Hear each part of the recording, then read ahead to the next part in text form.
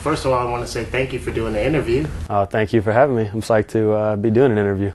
So tell me, where does Fat Tony come from? How did I know that was going to be the first question? I'm going to go ahead and put this out there. Not too many people know it, but my real name is actually Reverend Adam Christopher Taylor.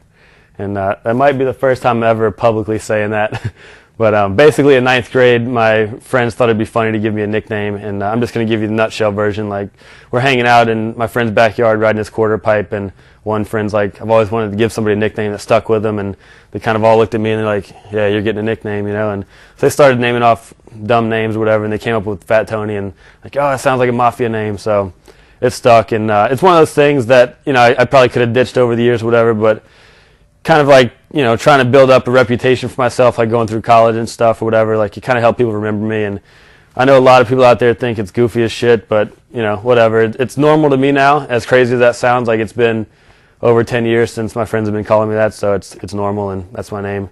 Oh, and then the Reverend part on my real name, not too long ago, my good friend Jeff Zielinski was getting married, and we were talking about who was going to marry him, and I threw out the idea of like, oh, I can marry you now, just joking around, and he's like, yeah, let's do it. So actually in the bar on Jeff's birthday on my iPhone, I got ordained online basically from the phone, and so now I have Reverend in front of my name. So whenever I tell people my real name, I like to throw that Reverend in front of there. That is awesome. How long have you been working with Ride BMX now? I've been working at Ride for, this summer it's going to be 3 years, and it's been an amazing ride. It was one of those things that literally since before I graduated high school, it was my goal to work at Ride BMX magazine. You know, before I graduated high school, I would tell people like, hey, I'm going to go to college, and as soon as I graduate, I'm just going to pack up and move to Huntington Beach, California, and do whatever it takes to work at Ride. And luckily, I didn't have to do that, because a month before I graduated college, I got a call just, you know, at my house one day, a normal day, and then phone rings, and it's Keith Mulligan, editor of Ride BMX, asking if I was interested in a position. So I remember that day like it was yesterday, and it was like one of the happiest days of my life, and it definitely changed my life. So after I graduated, ended up moving out to California, and not Huntington Beach, but I actually live in Long Beach now, but love it. And like I said, it's been almost 3 years, and it's been amazing. You have been a major influence for Flatland. What has been the big inspiration for you? Honestly, for Flatland, I've got to give all the credit to my closest friend in the world, Terry Adams. During college, well, actually right after I graduated college, I called him up out of the blue, and you know, we were kind of acquaintances, like we weren't really friends at that point, and I was like, hey man, I just graduated, like you know, that was before I moved out to California to work at Ride, and I literally just called him out of the blue and asked him if he wanted to shoot an interview for Ride UK, and he was down. So we shot for like 10 straight days, and his passion for Flatland totally rubbed off on me, and we became super close, and like, you know, just through him basically, that's kind of how my passion for Flatland grew. But at the same time, you know, even when I was like 15 and 16, I didn't have a Flatland bike, but you know, I learned to scuff on the front wheel and stuff, and thought it was super cool. And there's actually times when I went over to, you know, a basketball court, like just trying to do that, but I always felt like it was super hard without having a Flatland bike. So I've always been interested in Flatland. I've always thought it was super cool. But definitely like becoming close with Terry Adams, like that's what kind of sparked it. And I sort of see Flatland as, you know, kind of overlooked in the media outlets or whatever. There's not a lot of guys in the media that are really, you know, kind of gung-ho about Flatland. So I almost feel like a little bit obligated, if I can say that, to kind of give Flatland some coverage, because I know it's so neglected from the other media people. So I think a lot of the Flatland guys kind of see me as like putting Flatland in the media, and they sort of give me credit sometimes for that. Which I appreciate, you know, and I'm psyched to get it out there. And I hope that by me putting it in the media or pushing it to different places like this can help other people see it, you know.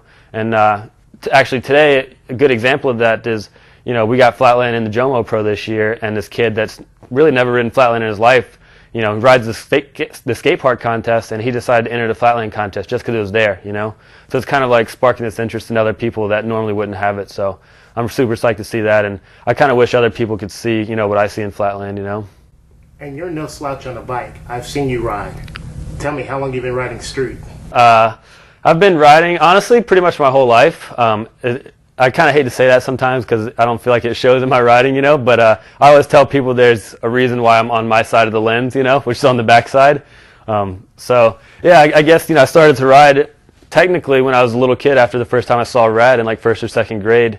And then by ninth grade, I got a little more serious about it, I guess you could say, and started racing at the BMX track that was like an hour away from my house, and a little bit of dirt jumping and stuff, and just of course riding street.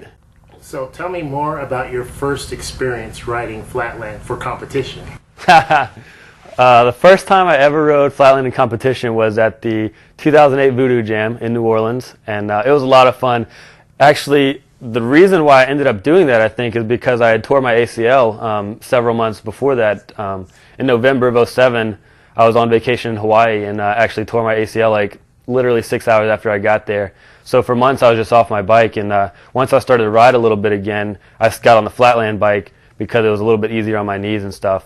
So for a couple months all I could ride was Flatland, and the Voodoo Jam was coming up, and I was like, I'm a real goal-oriented person, so I kind of set a goal of like, I want to get my certain trick dialed and compete in this contest just, to prove to myself that I can do it. So it kind of gave me something to push for while I wasn't riding street and stuff when I was, on my injury hiatus or whatever. So, yeah, I trained or whatever, I practiced every day or whatever, rode a good bit, and I was having a lot of fun with it, and then rode in the contest and pretty much did all my tricks that I wanted to, like perfect first try, and I couldn't have been happier. And kind of sadly, after that, I actually got better enough to start riding street and stuff. So since then, it's been almost a year now, and I really haven't ridden flat too much. But I've been riding street and park a lot, and it's kind of one of those things where I'm just having so much fun with that I don't really think about the Flatland bike too much right now. But of course, when I see other people on their bikes, then I go pick it up and do my little backward steamrollers or whatever. Have you entered any street contests? Yeah, I've entered quite a bit of street contests, or park contests, I guess you could say, but not in many years. I want to say it's probably been at least 4, maybe even 5 years now since I've entered a contest. And back in the day, like, when I was entering the beginner classes and stuff, I actually won a few of them, which I was real psyched on. Like, I went to one in Houston at Dirtwood and won that, and won another one in Louisiana. So, yeah, I've entered them, but I kind of don't really consider myself a great park rider. And actually, I'm going to go off on a tangent here after your question, but people ask me like, oh, do you consider yourself a street rider or whatever? And actually, I kind of consider myself a jack of all trades, or maybe even a 10 of all trades or something, because I don't feel like I'm that good in any one area, But I have so much fun on each thing. Like, I can go to a BMX track, dirt jumps if I can clear them, if they're not too big and scary. Any kind of street spot, any kind of skate park setup, indoor, outdoor, concrete, wood, whatever, or Flatland, and just have as much fun on each one, So I don't really consider myself any kind of certain rider, So who would you say is your biggest inspiration for riding? As far as inspiration for riding, it's really hard to say. It's one of those questions that I've honestly never really thought about. I know when I see people ride that I can kind of relate to, I get real psyched on that. Like, if I watch a video online, let's say, or look at me. I'm so much in the web world that I automatically say online video. If I see a video, let's say, with a really good rider that's doing all these crazy tricks, I can't really relate to that because I'm not on that level. So that doesn't inspire me nearly as much as if I see a video with like people doing feeble grinds and 180s and like stuff that I can kind of do, because that gives me like, ideas of what I can do. But similarly, I really like watching video parts with people like Charlie Crumlish or Carl Pointer, or people that just have a really different style that you watch them ride and you don't really know what they're going to do next, because it's just this kind of quirky type of riding style, Right. So what is the next big adventure for Fat Tony? My next adventure, actually my next big goal that I'm working on right now is buying my first investment property. I've been working real closely with a couple real estate agents, and for about probably more than a year now, I've really been kind of studying and researching and just kind of figuring out what I need to do to get into the whole real estate investment world. And I'm hoping to actually buy a property in Long Beach within the next couple months here. So that's my next big thing. And then, of course, after I get the first one, it's just a matter of time before I get the next couple properties and start making that money. Right on. Well, I want to thank you so much for doing the interview with us. Thank you. Like I said, I'm really excited to have this opportunity to do the interview. Hopefully, some people watch it and get something out of it. Right on. BMX Freestyle.